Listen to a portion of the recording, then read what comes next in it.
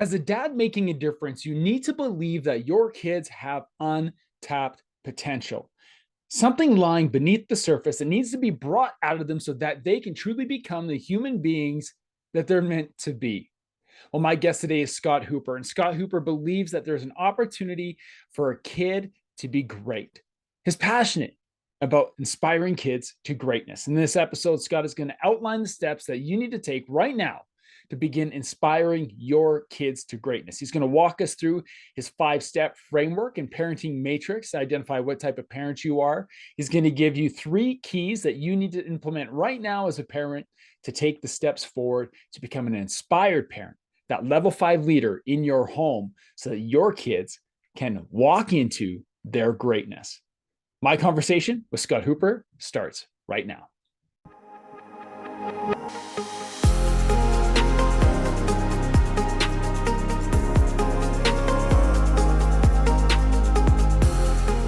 Hello, my friends. Welcome to this episode of the Dads Making a Difference podcast. Today, I'm joined by Scott Hooper. Scott Hooper is a pastor. He's a children's advocate. He's an author, content creator, and aspiring podcaster. But what I love most about Scott is deeply passionate about wanting to see kids be inspired to greatness. Think about that for a moment. Inspiring kids to greatness. Well, as dads making a difference, that is where we want to be. We want to become the inspired parent. Well, today in this episode, Scott is going to share the outline of his 5-level parenting matrix to help you identify which type of parent you are and what you need to do to get to be level 5, the inspired parent. So get that pencil ready, get those voice memos ready. I know I'm going to put this on repeat. I'm going to re-listen to it because Scott is going to bring so much value in speaking to your life as a dad, your life as a mom, if you're listening to this, so you can truly become an inspired parent and become a dad making a difference. So without further delay, here's my conversation with Scott Hooper. Scott, it's great to have you. Welcome to the DMD podcast, brother. Thanks for taking time today. Thanks, Cam. I'm looking forward to it. It really is. It's an honor. We were just chatting before we jumped on, as we often do with our guests, and I do with my guests here, and talking about the conversation we got to have a few weeks back, setting up this interview. And we were almost already diving into something important, but had to press record so everybody else could hear it. But Scott, I shared a little bit in the intro about your background in child ministry and your passion for helping parents inspire their kids and live an inspired life. And so why don't you share a little bit with us about your background and what got you to where you are right now? Yeah. Well, I am a children's minister. I've been doing children's ministry for 30 years. And I think I got into ministry because there was a huge need for my church, really, to have something for the kids. And that's pretty much how it was framed, just to have something for the kids. But I stayed because God really gave me a vision for what kids ministry I think should be about. And I believe internally now that, well, first of all, God created them for something great because He's a great God. I mean, that's my underlying theory. And I think that what God put in every kid is that every kid is a prodigy of some type. And I know that's maybe an overstatement for some, but I believe that there's some greatness inside every one of them, and we just need to point kids toward God and help them discover, what He says about them. So that's kind of why I stayed in it. But I love working with kids, and really found out early on that one of my superpowers is just to be able to teach kids and have them understand the truth about the Bible, some biblical truths. And I've had parents say, "Man, I love it when this is what my kid came home with," and it's always great, when you have a kid that says, "Hey, I actually listened, and here's what he said." So, Yeah, it's excellent. And 30 years in ministry, and correct me if I'm wrong, but in the same church. That's correct. Yeah. Yeah, and this is really uncommon, I think, in a lot of, especially for children's ministers and for youth ministers. But whenever I got to that church, it's a little country church. It's literally 3 miles outside of a small town of 3 or 4 thousand people at the time, and I came from a big town, Denton, north of Fort Worth and Dallas, here in Texas, and I just and it was a really culture shock. So we went to this small country church because I grew up in a big old church, and God began doing some really, really significant things in my life. One thing is my pastor was had recently been gone through some what he would consider really deliverance type things. It's not just Bible hocus pocus stuff, but he really had an encounter with God, and he was set free from the fear of dying young. So it really transformed his teaching. And so I came into this as a hungry person anyway. And he began teaching all sorts of stuff, but especially really a kind of a freedom ministry type thing. And I was delivered from really pornography, is what it was. I was sitting on the back. I was struggling. I've been struggling with it since I was a kid. I was sitting on the back pew. This was 2 years into college, and of the little chapel there at the time. We have a lot bigger building now, but at the time, and he said, "You know what, Scott? You can be set free from that." And I was like, well, I've never heard this. I grew up in a huge church, never heard of this idea that God is able to set someone free. I mean, I'm in. What do I need to do? So he prayed for me, and I repented. It was a simple prayer. I repented. I confessed, what was going on, and I remember walking out. I felt a tangible lift. Okay, there was a tangible weight that I felt lift off of me, and I think the Lord did that on purpose so that I would remember. I remember walking outside, and it was so quiet, and we're in the country, and that sounds pretty stupid, but I was like, I can hear the birds. I know what birds sound like, but I realized in that moment that there was no voices in my head. There was no whisperings. I had all these competing thoughts and competing images and competing everything. And for a while, God just released me of that. And so it was really a powerful thing for me. And that kind of transformed how I viewed my walk with the Lord. And so that's why I stayed at the church. And so the same pastor's there. And of course, that kind of teaching has infiltrated everything that I do with kids. And but yeah, we're just a little Baptist church. I know we're not little anymore. We're a Baptist church at 3 miles outside the middle of nowhere, and that now have probably 400 or 500 people come on a given Sunday. It's pretty remarkable what God's done.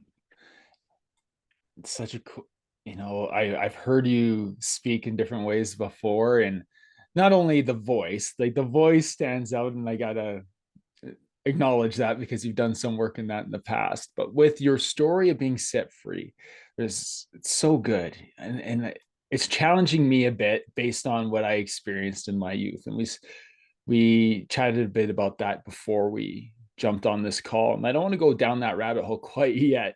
But explain what the difference is about that feeling of being set free versus what you're feeling before.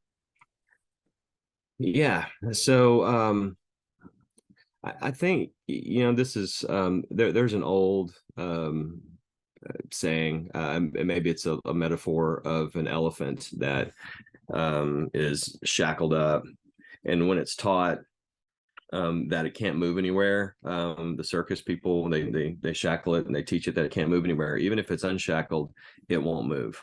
And I think that in a similar way, and I know that also I've heard the metaphor of like sheep and goats when they're in a field, and I've actually seen this before. But they'll make a path, and if there's a rock or a can or something, a barrel they have to jump over, they'll jump over it. And if you move it, they'll still get to that place, and they'll still jump over, even if there's nothing there.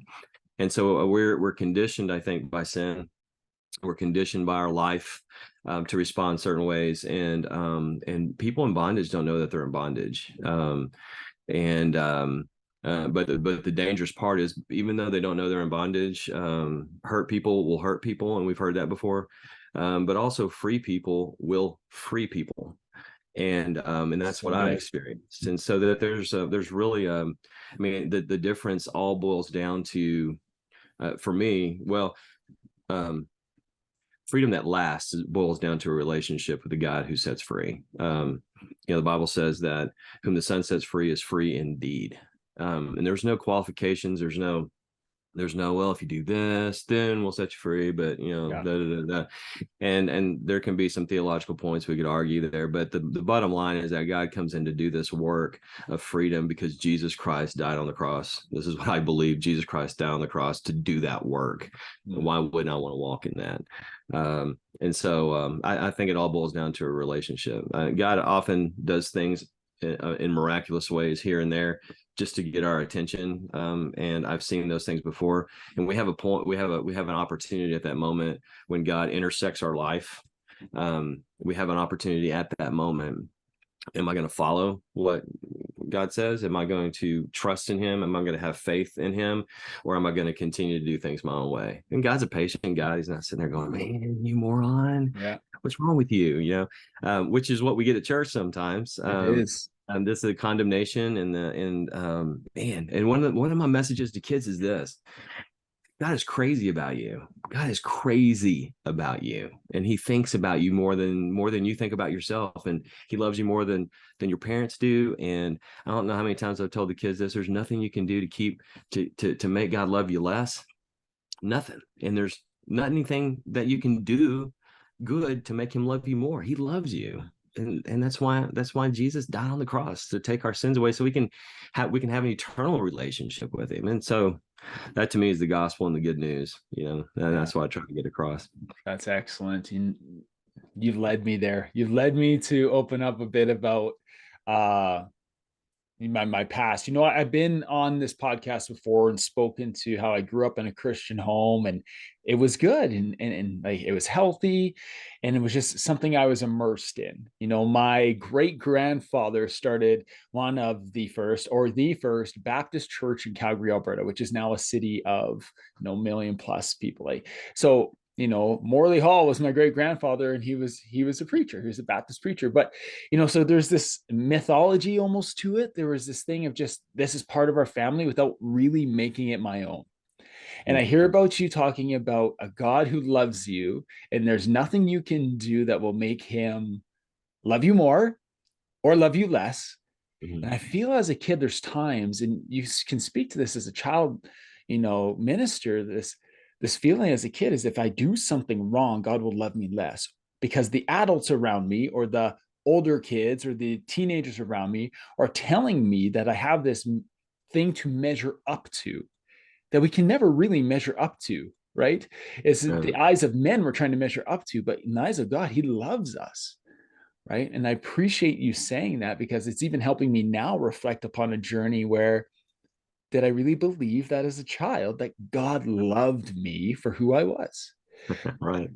What do you see in the children you work with? And children, we're talking like third to sixth grader ish kids, correct? Yeah, I mean, I deal with kindergarten mostly. I deal with kindergarten through sixth grade, but my third to sixth graders, third through sixth grade, as and your kids are kind of in that realm, they start thinking abstractly, and you can really Yes. get into some real good and deep concepts with them. You can use metaphors, and they're not always so hyper literal. So I love that age. So. Yeah. So is there any one thing that stands out to you that you maybe, I don't know if experienced is the right word, but maybe a topic or a conversation or a theme that has emerged in your service and in your work that just stands out to you as something, as this pillar or this kind of beacon, to be like, that's where we're headed. Like, that's what we need to work towards. This is a question I get often. This is a story I get often. Like, how do we shape and solidify faith in kids? I don't know. Yeah. Maybe that question doesn't make sense, but what has Yeah. stood out to you the most in working with youth? Because I find kids amazing, right? Because they have no filter. Yeah. I call them God's little spies. I learned so much about family dynamics and what's Yeah. really going on in the family with them, and which is not always good, but it's I guess it gives me a lot of prayer points, right? Uh, I think that I think the thing that's really come out, and it's really less about teaching kids. There's kind of a twofold thing I want to talk about. One thing is I've come to realize that um, that faith. I can sit and teach kids all sorts of biblical concepts, and I can teach them the Bible. And we both know, having grown up in church, because I was the same way. I wouldn't. My family wasn't, in ministry or anything. But we both know, grow up in the church, that sometimes our faith is just kind of like when the sun just kind of rises, it's not up, then all of a sudden you realize, oh, it's up, and it's just, this is the thing that's there all the time. It's the culture. It's kind of how it is. But I can sit there with kids that have grown up in church, and I can give them all sorts of head knowledge. I can give them, and I can be super accurate, and they can know the books of the Bible, and they can know how it all laces together from Old Testament to New Testament, and this whole redemptive plan of God, and just how it all works, and why it's God's story. And yet, if they don't see it lived, faith in Scripture lived out in the context of home, they'll never really get it, because there's nothing to attach those thoughts to. There's no cubby hole for. I mean, we're creating these pockets of knowledge, but until there's application, where it's practical, it's really hard. I mean, it's the same thing as going to college. I mean, gosh, how many college classes do we take? You go in and you learn all this head stuff, and you're like, why did I need to know that? There's no application. Yeah, oh my gosh. I remember taking a business calculus class. And I was like, why do I need to know this? And my business calculus teacher, he came in one day. He's like, all right, here's why you need to know some of this stuff. And then he started talking about, if you want to find out how to fence off a certain amount of land and stuff like that. And he started talking about, it's like, oh, okay, I can get that. I can relate to that. There's something practical I can do with it. And if you give me something practical and I have some knowledge, well, I can figure out how it works together. But we have disjointed in the church. We have disjointed stories, and we have disjointed Bible verses that we memorize. We have disjointed scriptures, and how in the world will the kids understand how it works together unless they see it lived out with mom and dad in the context of a home under faith. And faith is worked out by trials, by circumstances, by seeing mom and dad pray about stuff, and seeing them get on their knees and cry out to God because they don't know where the next meal's coming from, or they don't know how they're going to pay this bill, or they've had an argument and they're apologizing. They learn how to apologize to one. I mean, the kids learn everything. And I believe that God intended for the whole, well, I believe God intended for mom and dad to be the closest picture of how the, I'm trying to figure out how to word this here. I believe that God intended mom and dad in the family to be the closest picture of who he is. Okay. So it's a picture of the triune God. It's a picture of unity. It's a picture of how he works, how he loves. It's a picture of compassion. It's a picture of leadership. It's a picture of devotion. It's a picture of laying your life down for the people that you love. It's a picture of everything. And our kids will get a clear picture of who God is if they have an opportunity to see faith lived out at home. So that's really the theme that I've seen. I've seen for 30 years, and I have an opportunity to see kids. And I'm sorry, I'm just kind of running here. But I've seen kids come through my ministry, and they get a lot of head knowledge, not seeing it lived out at home.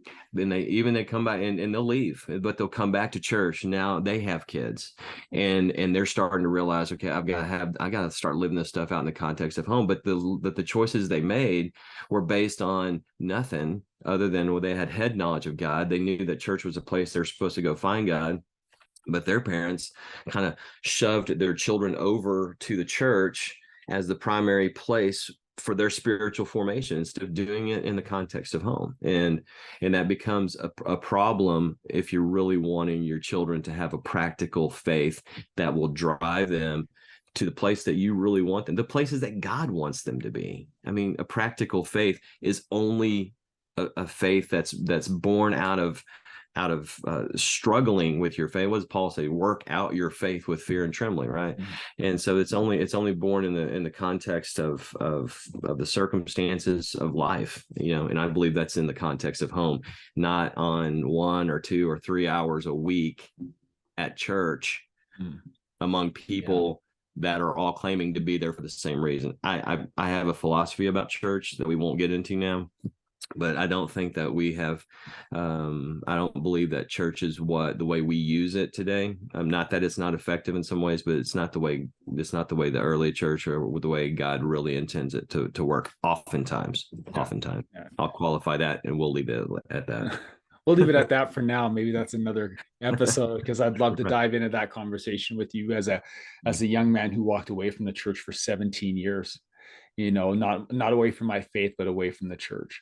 We're gonna have to have another conversation on that. But I want to get back to you saying seeing faith lived in the home, because in the examples that you shared, it's clear that faith is shown in the home by the parents who navigate both the good and the bad, the easy and the hard, and how it's okay to show your kids that you struggle, but you still have faith through those times. And it's okay to show your kids that you celebrate your wins and still have faith in those times. Let's dive into parenting a bit, because that's where I want to go today. It's dads making a difference. We've got to talk about being a dad, right? That's right. And you have a passion for helping parents really take a more active role in the development of faith in their kids. Can you speak to that? Yeah. I really think that parents, I think one of the things that they miss is that they either don't have the confidence, or they don't have the clarity, or they don't have the tools to be the parents that they need to be. And there may be some more, but those are the top 3, I think. I don't have the confidence of being a parent. Is that parent that's just like, I never had a good example. I don't know what to do. What am I supposed to do with my, in this and this? And then you have the ones with clarity. It's like, I know I'm supposed to do something, but this person's doing this, and this person's doing that, and this person's doing this, and this book tells me to do this, and this is what the church says, and this is what this says, and there's just no homogenous thought about what I need to be doing in my family. And then you got the parents that just have no tools. They don't know where to find tools. They wouldn't know how to use a parenting tool or a marriage tool or anything other kind of tool. And we can talk about tools later if you want, but they just have no idea of how to use them. And so a lot of times this is where it's lacking, with parents. And I forgot what your other question was with that. I'm sorry. No, that was the question. Okay. That you're passionate about helping parents develop these skills. So, one of the things you shared with me is you are in, I don't know if you want to call it in the beginning stages, the beta phase, or whatever we talk about in business, but you are on this personal journey of creating a framework or parenting grid that you described to me about helping parents identify where they are in this journey and how to, like you said, almost like a tool or a guide, walk through this together with their kids. There was, I think you shared 5 different levels, if you want to call them that. You can be more specific. It's your thing, and I can't wait for you to share it, of parenting. Why don't you dive into this parenting grid, this framework that you're working on? Yeah, I kind of call it a parenting matrix. So it's a grid. It's kind of a framework, and it has very, very beginning stages. And so we're trying to. I'm working with a coach, with actually a guy that's helping me really frame this, because I've come to the conclusion that I can't do what I'm doing, and I don't even believe that God wants me to continue to do what I'm doing forever and ever and ever, until I die. I feel like that there's some things that I can do alongside of my work at church, and I really do want to help parents. But I've kind of identified 5 different types of parents, and let me qualify all of this. First, I always had to qualify by understanding that you can be in more than one of these areas, depending on your children. I mean, every dad that's listening to this, whether they have 2 kids, or if they only have 1 kid, that's the only one that they have. But even they would know that every kid is different.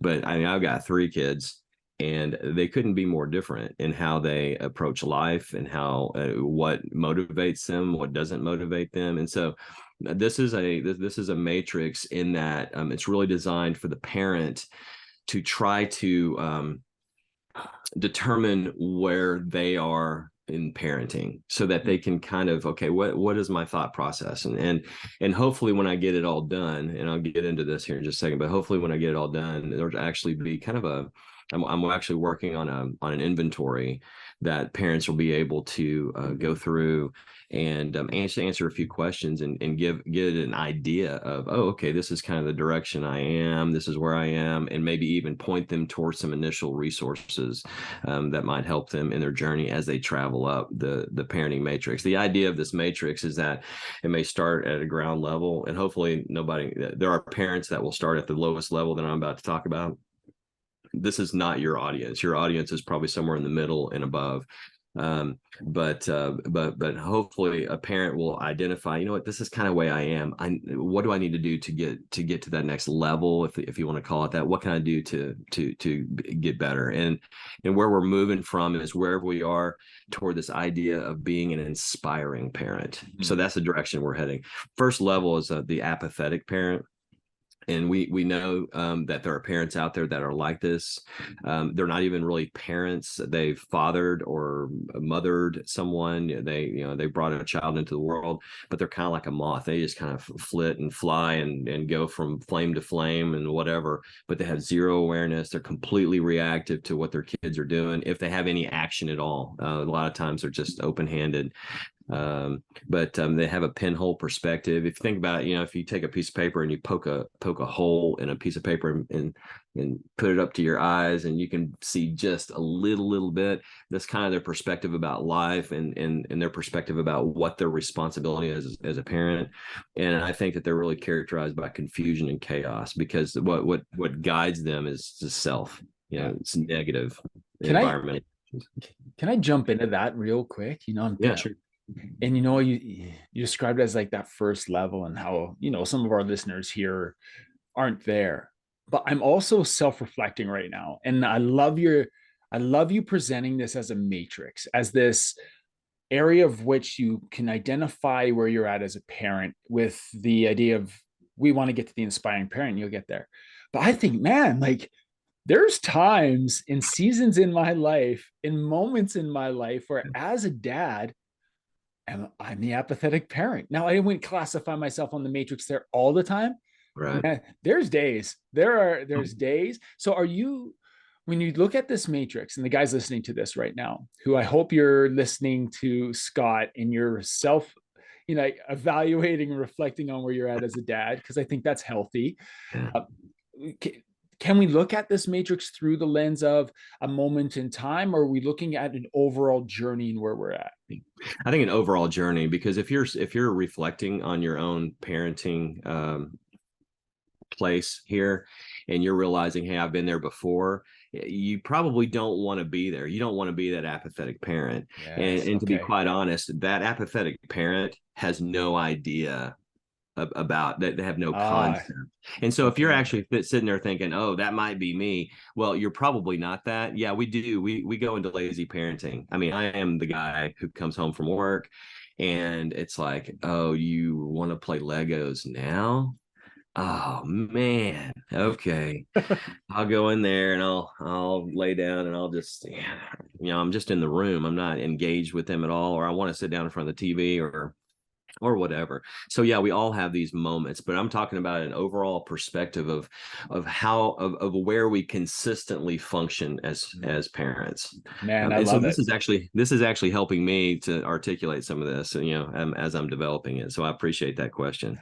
No, it's great, and it just adds context to like where you're heading. I have notes in front of me, so I'm cheating because I know where you're heading with this. And so now it just adds depth and context and separation to the matrix. And so no, thank you for clarifying that. So I'm going to let you continue. What's the next level in that matrix? Yeah, well, I'm going to talk a little bit about the results of that apathy, and this will help one identify. And then maybe there could be a dad listening to this. It's like, you know what? I know I'm an apathetic parent, because this is the characteristic of my life, and I don't want to be here anymore.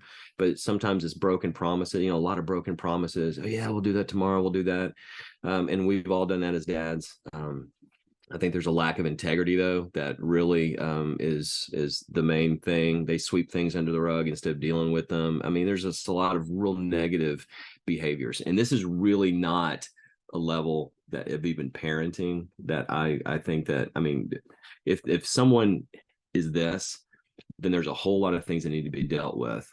Some self-awareness, a lot of things need to be dealt with. The next 4 levels that we're talking about, this is what we can work with. And if you know that you're operating in any of these, you have a foundation that you're working on. And the next level is the aware parent, or I actually will call it the interested parent, because they're concerned about their kids. I mean, they're parents, but they don't know what to do. Okay, they kind of have poor emotional health themselves. I think that there's a ton of comparison to other people. There's no internal guidance about what I need to do for my kids in my context, because I'm the parent, that type of thing. They're always comparing their outside issues or their inside issues with someone else's outside, and they're doing this and they're doing this. That's the stuff I can see.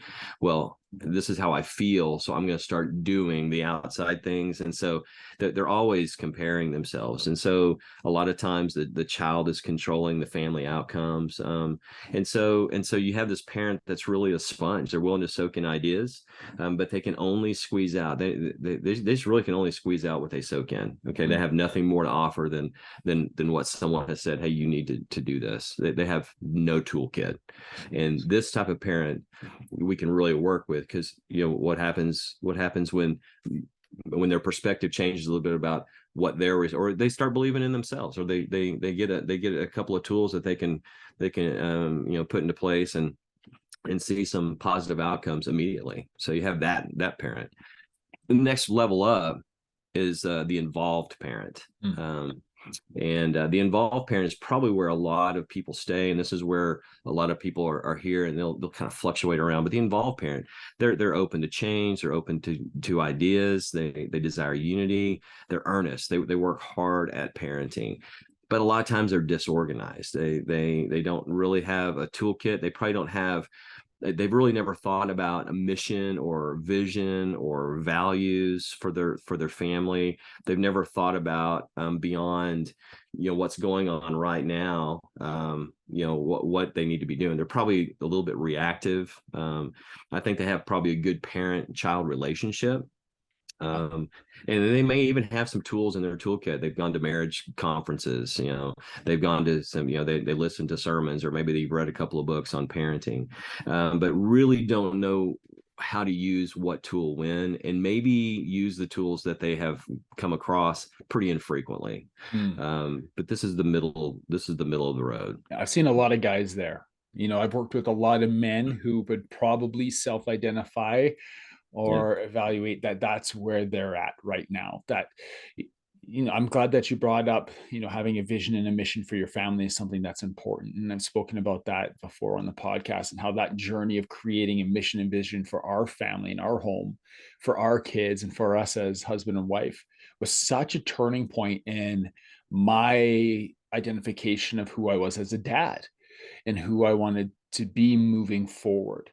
So I love that you added that and you have that in there, because this is an easy place to stay. This is an easy place to stay and to waver back and forth on which direction you're going to go, which I think the next one, is that intentional, intentionality. So why don't you dive in?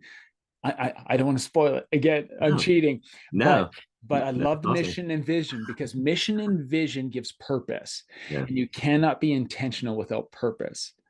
So I'll let you continue with the matrix. That's right. Yeah. And so, from involved, you really become that intentional parent that is directed. They're mission minded. They not only want best, I mean, they're really good people. But they know what they want and what what family dynamic they want. They know what what they want the family to be.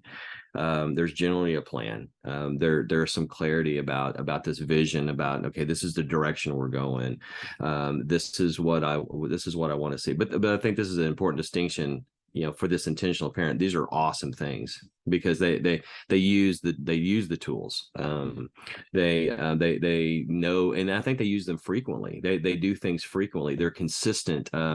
There's probably it's probably a home for the most part that is, that the child feels safe, and so there's some security in the relationship, I guess, is really how I want to do that. But they're real loyal to everything, and I think they make a healthy parent, and this is where we all typically stay, I think.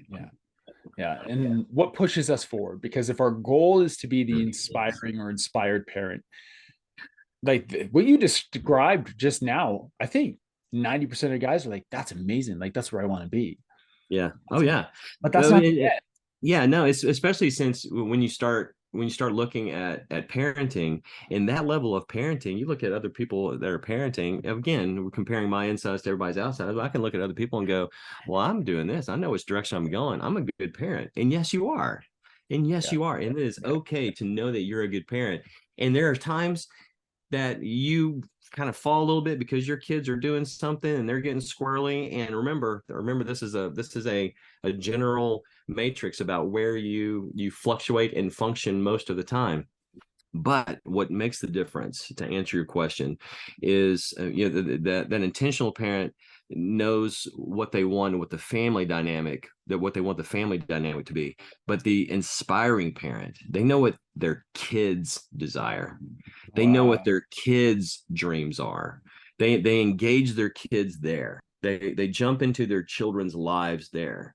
They anticipate what the kids need in the next season that's just around the corner, and they know what seasons their kids are going into. They know what their kids' likes and dislikes are, and so you're looking at. I actually use, besides inspiring, it's almost an intuitive parenting where you are a student of your students. You're a student of your kids. You realize that your children have got to have a healthy view of marriage if they're gonna have healthy relationships.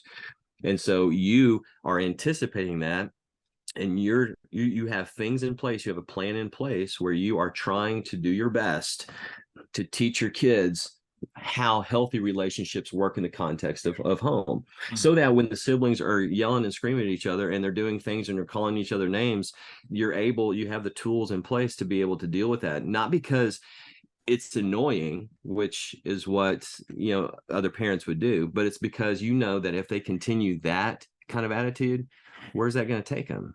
Right. And you know that if you view I've dealt with a whole lot of people in my life. I really have. But people that avoid conflict consistently, especially in their marriage, and they don't talk about the hard things. What are you teaching your kids? In fact, that's a great question for the inspiring parent. This is the best question. What am I teaching my kids right now? And then don't find any condemnation in this. I mean, listener, please, because we are teaching. We need to understand, and an inspiring parent understands, we are teaching our children all the time. If we choose to sweep something under the rug and not deal with the point of conflict because we think conflict is bad, we've taught our kids that conflict is bad and not an opportunity for growth. If we don't teach our kids, if we know that we are not good at budgeting and we're not good at financing, and I don't have the tools that it takes to teach my kid this, instead of avoiding that, let's find the tools where the whole family can do it. Let's confess that to the kids. Hey, you know what, kids? I suck at this money thing. I'm sorry. Can we work on this together? We're going to do a family budget here, and y'all are going to have an opportunity to do this, as well. I need help even shopping for groceries. Let's do this thing together. Oh, Dad, I don't want to do that. Yeah, that's fine. The inspiring parent knows what their kids really, really, really need for the future. And they know what's right around the corner because you've already been there. You know that there's the relationship things. You know that there's marriage things. You know that there's sex things. You know that there's the pornography issues. You know that there's drug and other things. You know that there's political and sociological issues right now.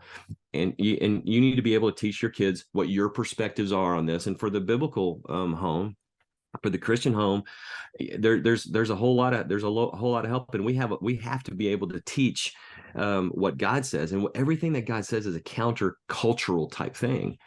And if I'm not inspiring my kid to that, then I've probably not done my job. But even past that, for this inspiring parent, they are seeing their kids, and they're not only asking the question, what am I teaching my kid? But they're asking, what great thing is in my kid that I need to help draw out. Bible verse, and this is my verse for this level. And you know it. You Bible people know it. You Christians know it. Train up a child in the way he should go, and when he is old, he won't depart from it. This is not a thing. It's like a promise that, you do the right thing now and your kid will never leave it. It's not that at all. Okay. Your kids have to, again, they have their own faith and they've got to make their own decisions. But the concept of train up a child is a vine. It's an agricultural thing. And so picture a grapevine, and someone who has a vineyard, as they see a branch go, they know that this branch is going to do this. We're going to train this vine to go a certain way so that it can yield the most fruit. It can be the most productive. It will protect itself. It will be the most disease free. And we're doing everything that we can to train up this child in the way it should go, this vine in the way it should go, because we want to see the fruit that God wants on it. For our children, we try to identify early on. And I think a lot of parents are like this, but we try to identify early on what their interests are. Our daughter's interest was photography, and we spent some moolah on getting her a camera, and she took off. She's a professional photographer in San Antonio. Okay. Makes more money than I ever will. It's crazy. Which is comforting, because I did pray for that, just in case, one of these days she has to take care of me, or my wife or whatever. I have a son who's a musician, and we early on, when he was 7, we got him a drum set, and that's not a good idea for a whole lot of parents. But we knew that God was pushing him in this direction, and he's a professional musician. But he also works for another company there, but he lives in Nashville. He knows how to do this kind of stuff. He loves it. But these are the bents that they're going. My other son has always been interested in cooking. He came up when he was 16. Well, yeah, he was in the kitchen, and we gave him the freedom to do whatever he wanted to do. He came up with his own barbecue sauce recipe that he sold to some businesses around here for a while. But it was an awesome. We call it awesome sauce because it's an awesome barbecue sauce, and it's But that's the thing, and so that's part of finding the greatness in our children. But then to help them find even more, just the kernels of greatness that God has put in there, because God is a great God.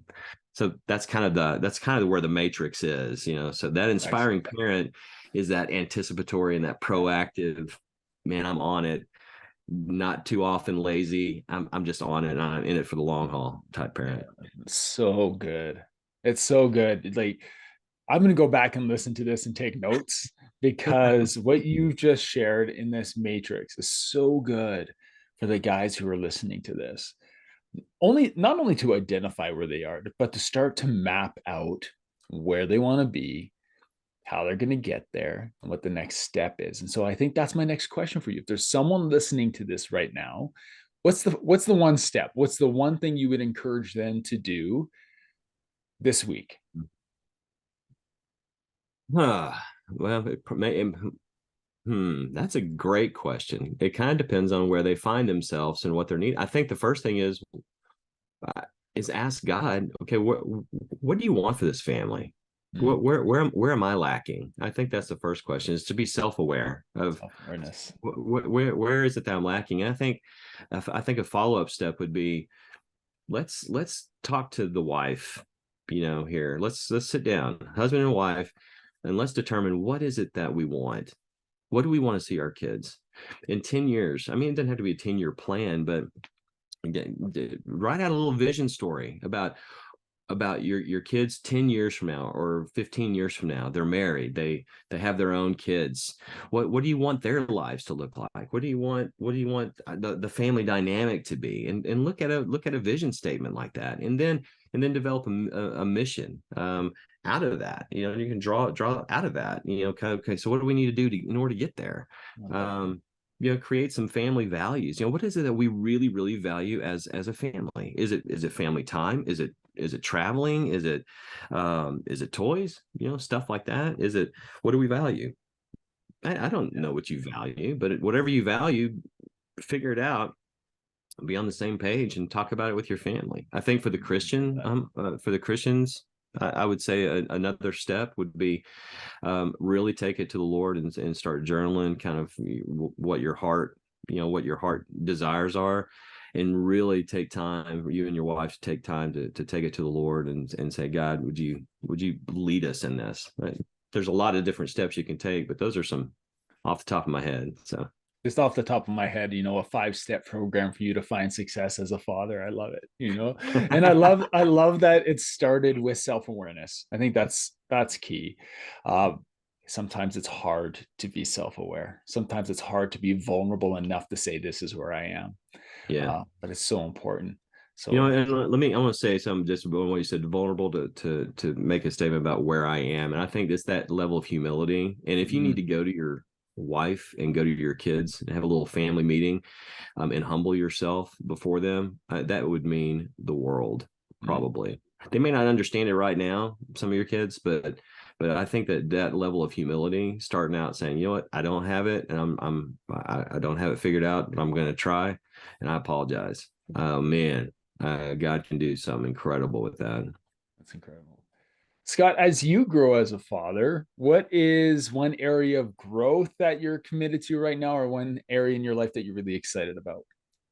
Uh, well, I told my kids that the only reason I had them is so I could have grandkids, and I don't have any yet. So, So you're excited about I, that.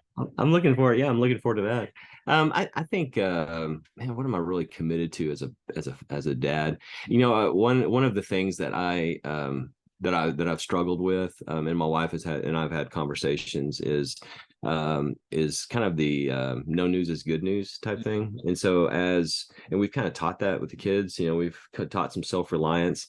Our kids didn't really get homesick when they went to camps. They didn't.